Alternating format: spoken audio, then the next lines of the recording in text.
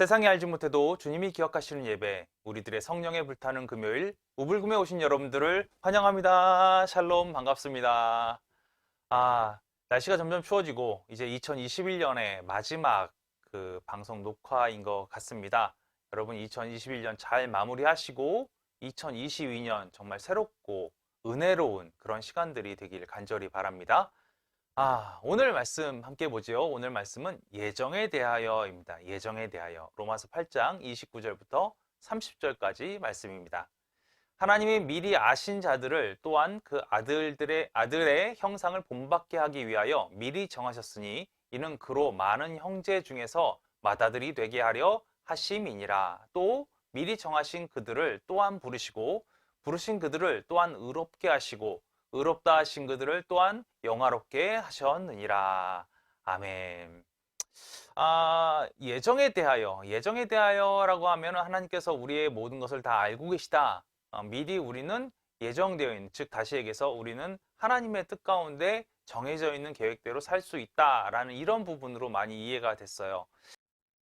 예정이라는 것은 당시에 칼빈이 말했던 예정론의 근거에서 이야기를 많이 하게 되는데요. 여기서 예정되었다라는 것은 무슨 얘기냐면 하나님께서 믿는 자를 이미 다 예정해 놓으셨다. 즉 하나님께서 믿을 사람들, 구원받을 사람들을 정해 놓으셨다라는 거예요. 그래서 칼빈이 이런 내용들이 다른 사람들이 이해하기에는 조금 좀 문제가 있다라고 생각하는 부분들에 대해서 오늘 웨슬리 목사님은 이렇게 얘기하고 계시는 거예요. 칼빈이 주장했던 예정은 어떤 거였냐면 구원받을 사람들이 정해져 있다. 즉 어떻게 되냐면 지금 교회에 나온다 할지라도 이 사람이 구원을 받지 못할 사람도 있다라는 거예요.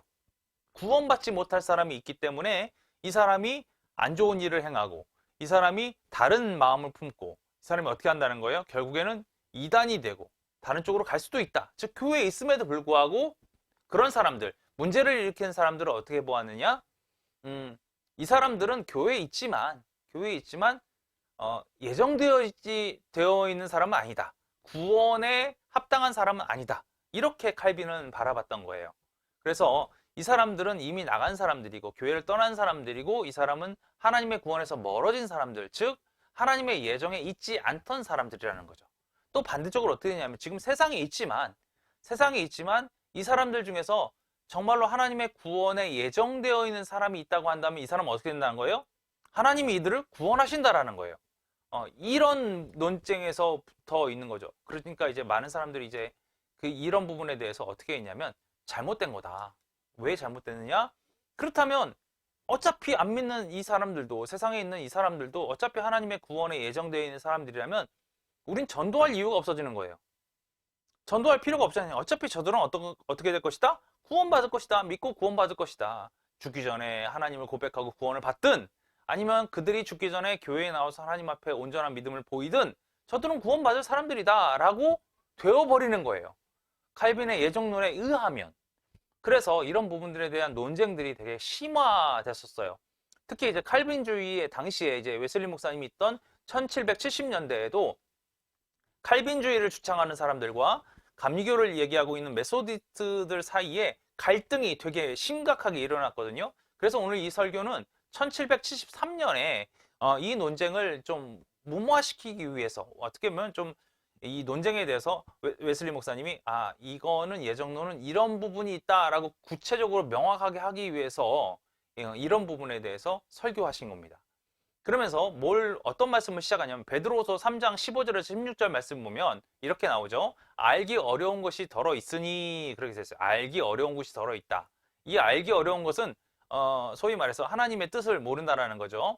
그러면서 무식한 자들과 굳세지 못한 자들이 다른 성경과 같이 그것도 억지로 풀다가 스스로 멸망에 이르느니라 이렇게 기록하고 있어요. 즉 무슨 얘기예요? 우리는 다 알지 못하는데 정말 알지 못하는 이 어려운 것들을 자신이 생각한 것 그리고 다른 성경과 같이 그것도 억지로 풀다가 스스로 멸망에 이르는 사건들이 일어난다라는 거예요. 여기서 베드로는 이 알기 어려운들 가운데 이거를 로마서 8장 9장에 나오는 예정론에 대한 주제가 이 안에 분명히 포함될 수 있다라는 거예요. 이해가 되시나요? 알기 어려운 것 중에서 예정론이 포함되어 있다라는 거죠. 그리고 웨슬리 목사님은 이 본문을 계속해서 읽어볼수록 바울은 여기서 예중론의 원인과 결과의 고리를 그리려고 했던 것이 전혀 아니다라고 결과를 낼 수가 있다라는 거예요. 오히려 바울은 단순히 하나님께서 역사하시는 방법, 즉 서로 간에 끊임없이 얽혀서 뒤따르는 구원의 몇 가지 분야에 대한 순서를 보여주려고 한다. 이렇게 웨슬리 목사님은 이해하고 있는 것이죠. 구원의 몇 가지 분야에 대한 순서, 이것이 명백한 거예요. 우리는 인간을 구원하신 하나님의 전체 역사, 즉 구원의 시작에서부터 영광 안에 이루어질 때까지를 다 알지 못합니다.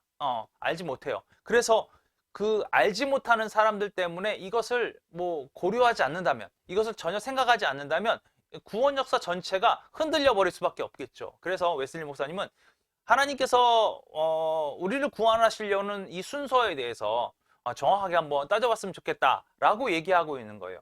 웨슬리 목사님 좀 이렇게 순서를 정해서 나가는 부분들에 대해서 명확하게 좀 바라보시는 것 같아요. 웨슬리 목사님 구원론을 바라봐도 하나님께서 어떻게 우리에게 그 빛을 보여주셨고, 우리가 어떻게 그거에 반응을 했고, 하나님께 우리의 죄를 고백했고, 우리가 어떻게 하나님으로부터 의롭다함을 입었는지, 그리고 우리가 다시금 태어나서 성화의 길로 걸어가서 그리스도의 완전에 이르는 길까지 이르는 것이 어떠한 순서대로 이루어지는지, 이런 부분들에 대해서 명확하게 제시해 주시고 있지 않습니까? 오늘 하나님께서 우리를 통하여 구원하려는 그 모든 것이 어떠한 순서에 의해서 이루어지고 있는가, 이 부분에 대해서 다시 한번 짚어보면서 과연 그 중에 예정이 어디에 속해 있는가, 이 부분을 판단해 보시겠다, 이렇게 얘기하고 계시는 거예요. 그래서 첫 번째로 예지에 관한 것, 이 부분에 대해서 언급을 하십니다. 하나님께서는 세계의 시작에서부터 만물이 그 완성에 이르기까지 모든 나라에서 누가 믿을 사람인지 미리 아십니다. 이건 명백하지 않습니까? 하나님께서 다 아세요. 분명히 아시는 거예요. 그런데 웨슬리 목사님 보다 정확하게 얘기한다면 하나님 안에서는 예지나 후지와 같은 것이 없다라는 거예요. 하나님 안에서는. 왜요? 하나님은 우리와 아는 거에 대한 차이가 좀 있어요. 우리는 어떻게 아느냐? 지금 알고, 그 다음 것을 알고, 그 다음 것을 알고, 이렇게 순서대로 알아가죠. 이 어떤 것을 알고 그 다음 것을 알아가는 순서가 있어요. 그러나 하나님은 어떠십니까? 하나님은 모든 것을 다 아세요. 현재와 같이 아시는 거예요. 그러니까 어떻게 된 거예요? 창조로 시작해서 완성에 이르기까지 모든 세례를 한순간에 보신다는 거예요. 모든 인류의 마음속에 무엇을 품고 있는지 그것까지도 단 한 번에 보신다는 거예요. 그러니까 각 세대와 나라에서 믿는 사람과 믿지 않는 사람, 이 모든 것이 어떻게 이루어지고 있는지에 대해서 하나님은 명백하게 단번에 아신다라는 거죠. 그럼 하나님께서는 예지라고 보실 수가 없어. 하나님은 미리 그냥 다 아시는 거예요. 우리가 생각할 때 예지라고 할 수 있지만. 그래서 하나님께서는 신앙을 갖고 있는지 불신앙을 갖고 있는지 간에 모든 것을 단번에 아시고, 그것을 아는 지식으로 소위 말해서 하나님께서 우리를 다 알고 계시다는 것을 우리가 알았어요. 깨달았어요.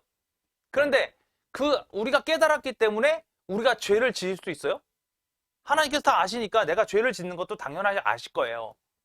이건 정말 어리석은 거죠. 내가 불신앙할 걸 다 알고 계세요. 그러니까 나는 불신앙할 거예요. 이게 무슨 말입니까? 내가 믿을 거 다 알고 계세요. 그러니까 나는 믿음을 갖고 이렇게 생활합니다. 이건 말이 안 되는 거예요. 그러니까 예정이 되었기 때문에 그대로 행한다? 이것은 말이 안 된다라는 거죠.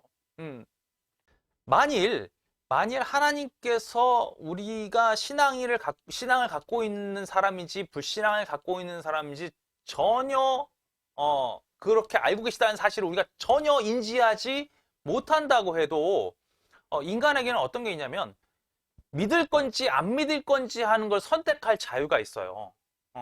우리한테 그걸 주셨단 말이죠. 하나님께서 우리에게 그 선택의 자유를 주지 않았다고 한다면 우리는 그냥 돌이나 나무 줄기 뭐 이런 거밖에 없다라는 거죠.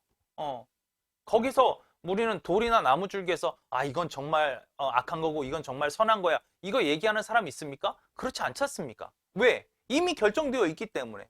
그러나 우리에게는 뭐예요? 믿을 건지 안 믿을 건지 선택할 수 있는 자유가 있기 때문에, 그렇기 때문에 우리는 우리의 자유대로 선택할 수 있는 뭐라 할까요? 힘이 있다라는 거예요. 선택할 수 있는 일. 사실 사람이 선택할 수 있는 힘이 없다고 한다면 하나님께서 우리에게 어떤 것이 선하다, 어떤 것이 악하다 이것을 이야기할 그 권한이 없어지는 거죠. 우리에게 상을 주실 필요도 없고 뭐 벌을 주실 필요도 없는 거예요. 상벌 택할 이유가 없게 되는 거예요. 사람이 그걸 전혀 안 믿는다고 해도 믿지 않는다고 해도 우리에게 자유가 있기 때문에 그래요. 둘째는 하나님께서 미리 아신 자들을 또한 그 아들의 형상을 본받게 하기 위하여 미리 정하셨다라고 계속해서 이야기하고 있지 않습니까? 사람들은 어떤 사람들이냐? 변할 수 있고 파기할 수도 없고 저항할 수도 없는 하나님의 이 놀라운 효능에 따라 하나님의 아들을 믿는 자는 구원을, 믿지 않는 자들은 영벌에 처하게 될 것이다. 이것은 분명하고 확실한 명령입니다. 믿는 사람들에게는 어떻게? 구원을, 믿지 않는 사람에게는 영벌을 처할 것이다. 이렇게 명령하고 있다는 거예요. 하나님께서는 이미 이렇게 정하셨다는 거죠. 또 세 번째는 미리 정하신 그들을 또한 부르시고 라고 말씀하고 계세요. 하나님께서는 사람을 내적, 즉 성령을 따라서, 외적, 또 은혜나 말씀을 따라서 부르신다라는 거예요.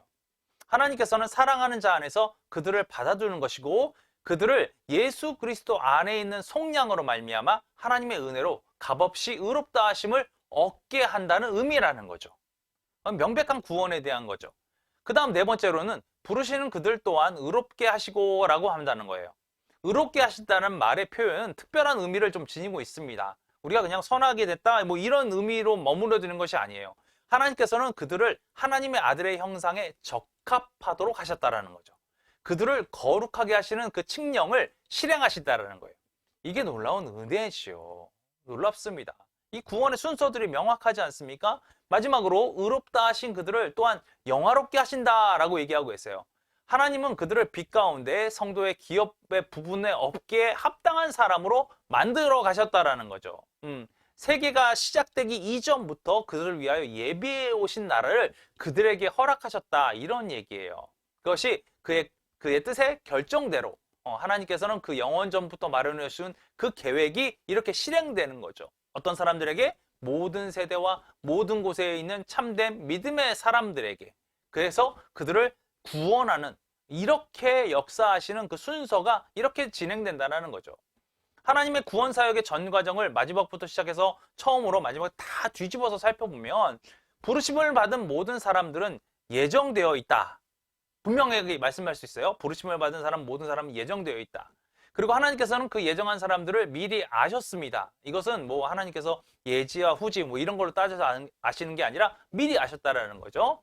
또 하나님께서는 그들을 믿는 자들로 보았고 또 아셨고 그들을 구원으로 예정하셨습니다. 그리고 하나님께서 명령하신 명령에 의해서 믿는 사람을 구원을 받게 될 것입니다. 이것은 명백한 거예요.